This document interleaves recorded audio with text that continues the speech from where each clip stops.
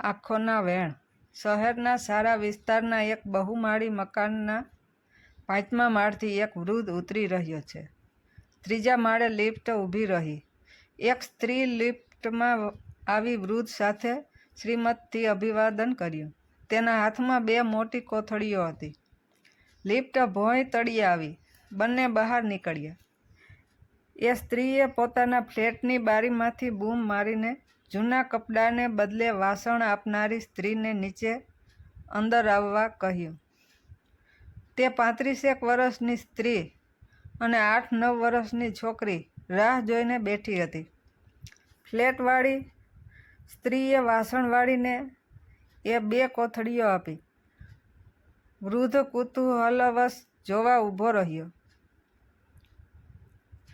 વાસણવાળીએ એક કોથળીમાંથી કપડાં બહાર કાઢીને તપાસવા માંડ્યા. છોકરી પણ બીજી કોથળીમાંથી કપડાં કાઢીને ફેરવીને જોવા લાગી. વૃદ્ધને મનમાં હસવું આવ્યું. છોકરી મા પાસેથી વારસાગત ધંધો શીખી રહી છે. બધું જોવાઈ રહ્યા પછી વાસણવાળીએ કહ્યું, આમાં તો કંઈ વળે તેવું નથી. કાંઈક 2-4 બીજા લઈ આવો. ફ્લેટવાળી બોલી, જે છે તે આ છે, બીજું કાંઈ નથી. જે નાનું મોટું આવે તે આપી દે. બેન, સાવ નાનું ઠામ નથી. મોટું મને ના પોસાય.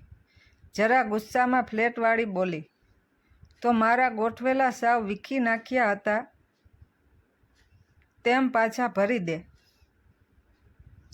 વાસણવાળી મા દીકરી કપડાં સરખા કરી ભરવા લાગી. વૃદ્ધે મધ્યસ્થી કરી ફ્લેટવાળીને કહ્યું, આ નકામા કપડાંને રાખીને તમે શું કરશો? એમ જ આપી દો ને. ભલે ને એ 5-25 કમાય. હવે અમારે ઘણા વાસણ વધારાના થઈ પડ્યા છે. જોઈએ તો કંઈક મારે ત્યાંથી લઈ જજો. વૃદ્ધનું માન રાખી ફ્લેટવાળી હસતી હસતી જતી રહી. નાના મોટા કપડાં સરખા ગડી કરીને કોથળીમાં ભરી રહેલી છોકરીને વૃદ્ધ જોતો રહ્યો. છોકરીએ જૂનું પણ સારું સ્વચ્છ ગુલાબી ફ્રોક પહેર્યું છે. વાળ ઓળેલા છે. આગળ થોડા નાના વાળ કપાળ પર વાળીને ફેશન કરી છે. શ્યામ પણ ગોળ ચહેરો છે ને નાજુક નમણું નાક છે. વૃદ્ધે સ્ત્રીને પૂછ્યું, આ ભણવા નથી જતી? સ્ત્રીએ કંઈ જવાબ ન આપ્યો. છોકરીએ કોથળી ભરી લીધી. વૃદ્ધ તરફ જોયું. વૃદ્ધે ઝભ્ભાના ખિસ્સામાંથી 3-4 ચોકલેટ કાઢી હાથ છોકરી તરફ લંબાવ્યો. છોકરીએ આનાકાની વગર લઈ લીધી. એક પરથી કાગળ ખોલવા લાગી. સ્ત્રીએ પણ કોથળી ભરી લીધી. વૃદ્ધે ફરી પૂછ્યું, શું ખરેખર આ કપડાંનું કંઈ નહીં આવે? સ્ત્રી જરાક હસી. બાપા, આવે તો ખરું, પણ તમારી બાઈઓ સાવ નકામા કપડાં જ લઈ આવે.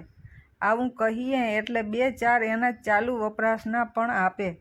એમાંથી અમને વધારે પૈસા મળે. વૃદ્ધે પણ જરાક હસીને કહ્યું, તો આ કપડાંના જે પૈસા આવે તે આ છોકરીને આપી દેજે. છોકરીએ ફરી વૃદ્ધ તરફ જોયું. વૃદ્ધે પૂછ્યું, તારું નામ શું છે? છોકરી બોલી, નેહા.